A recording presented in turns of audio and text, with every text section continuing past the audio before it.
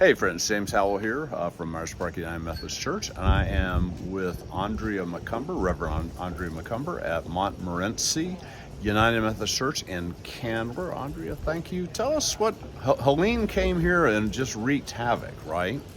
Yes, Helene came in and hammered all of West North Carolina, particularly Buncombe County. And in Buncombe County, we have so many rivers, creeks, and they all flooded. And so you had a situation where people were isolated because of the rising waters. You had a situation where we also weren't necessarily prepared.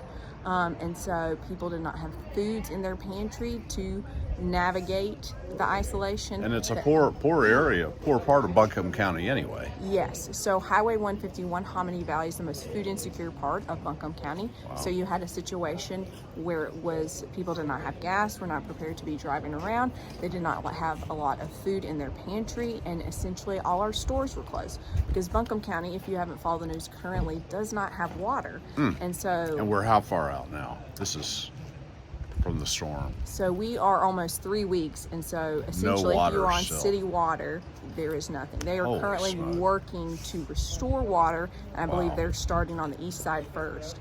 So you guys jumped in quickly to become sort of a hub to provide for people in the area, right? Well, what was really important to us is that we wanted our market to survive Helene. So essentially, our free community market that's been here for 11 years, it was started by one of our teachers who attends Montmorenci.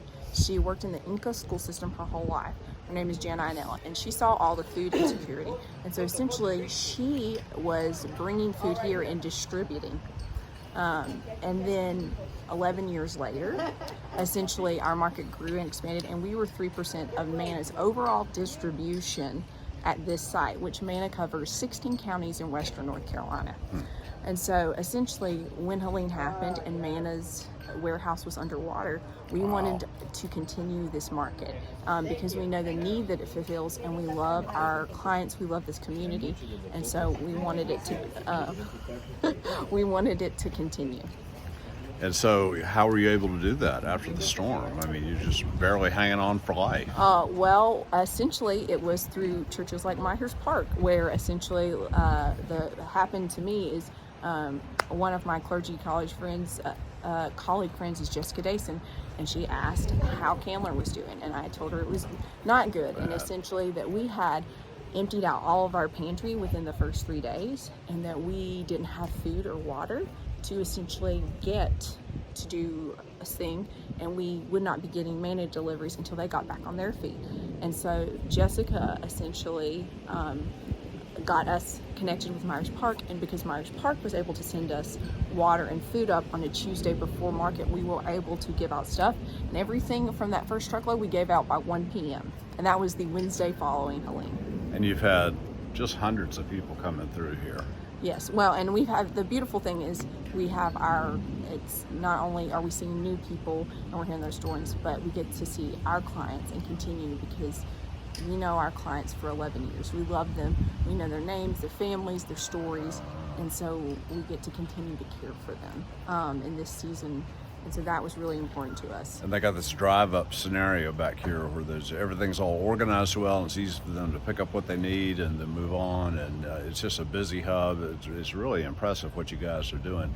But you need more resources. This is for the long haul, right? Yes, and I will say the conference has put out really good resources on what recovery looks like. This is not a sprint, it will be a marathon, because not only are we recovering right now, but essentially people aren't in work right now because businesses can't operate without water in Buncombe County.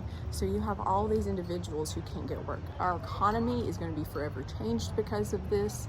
We're going to have people who are leave and max exodus because of this.